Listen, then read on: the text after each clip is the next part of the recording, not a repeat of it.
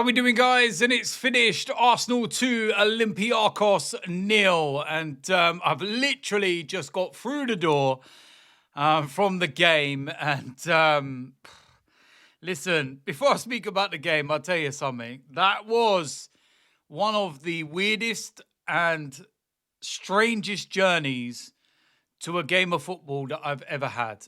And I don't live too far from the Emirates anyway, which is why I'm able to get back relatively quickly straight after a game. And fortunately, the roads were very clear.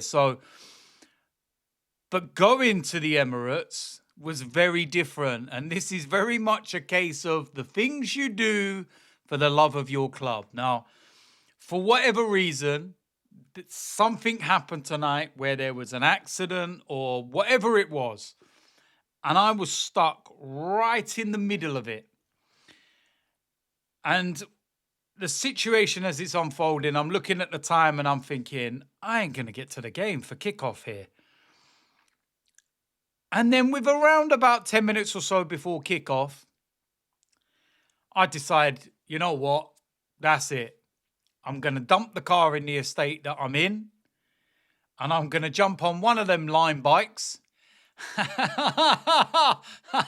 And away I go. And there's me with my basket on the front and his bloody bike.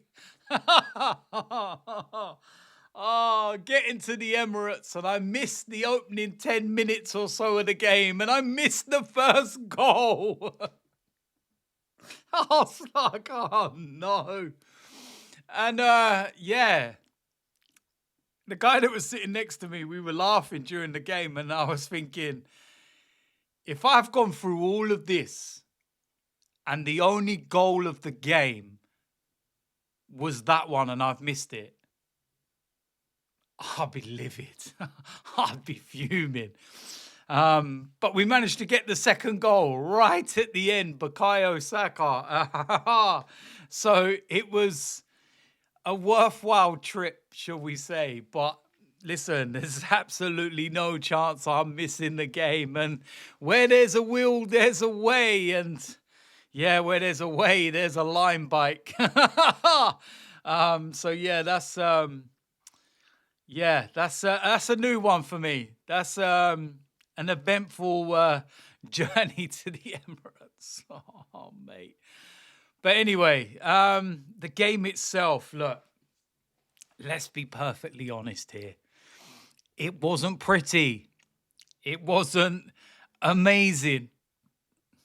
It was quite flat at times. But when you make the amount of changes that we made, I actually think that was quite expected.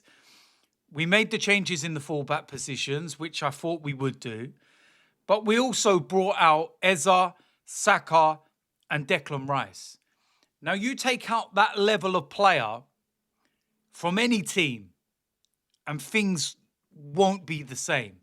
Things may be a little disjointed, and things may not run as fluidly as it normally would. You know, Martinelli's playing on the right-hand side, which is not his preferred side. We don't really have that pace in the forward areas with Trossard on the other side as well. So it's going to be difficult. And you're not playing against Port Vale. With all due respect to them, you're playing Olympiacos. They're a good side. Let's, make no mistake about that. They're a good side. Lots of European pedigree. And at the end of the day, we've got the win. It's 2-0. It's another clean sheet. And you're able to move on. Players have got rest. You're able to rotate accordingly. And you just move on. And I've said it so many times, I think as fans, we need to start getting used to it. Because it's going to happen more regular. These are the kind of games where in recent years, Declan Rice would have played. Bukayo Saka would have played. Eze would have played. Timber would have started. Calafiori would have started. And we would have run them into the ground tonight. And then we have to then ask them to go again on Saturday against West Ham. We just got to get used to it. And listen, at the end of the day, if it's so easy okay? It's so easy. Let's remember that there's 36 teams in the Champions League, and only 6 sides have won 2 out of 2 in their opening games. We are the only English side that's won their opening 2 games. Let's remember there's 6 English teams in the Champions League this year. Newcastle, Spurs, Man City, Chelsea, Man United. Nah, not Man United. Liverpool. None of them. None of them. They've not won 2 out of 2. So it's not as easy as you might think. And when you look at the Liverpool game, for example, against Galatasaray, you know, had the likes of Isak on the bench, Mo Salah on the bench and everything else. And, you know, Slot's trying to rotate and keep things a bit fresh, and it backfires. They lose the game. So we can't grumble, you know, at the end of the day. And if you're going to moan about a victory, then you're just moaning for the sake of it. And I don't care if the football's not pretty. I don't care how they get the job done. Just go and get it done. And I look at context within things as well. And like I said, this was a game where context is key, because there were a lot of changes. And there were a lot of changes in the forward areas where you may not have expected it. And, you know, like I said, I think we've got so used to always seeing these players be used and run into the ground that when Mikel is now making changes, that's leaving you kind of going, oh, it's a bit of a mad one. I didn't think he'd leave Declan Rice out. Oh, I thought Bukayo Saka would at least play and get another 60 minutes in his legs. And, you know, there's no predictability. There's nothing, you know, predictable about our lineups now. You can't guess them.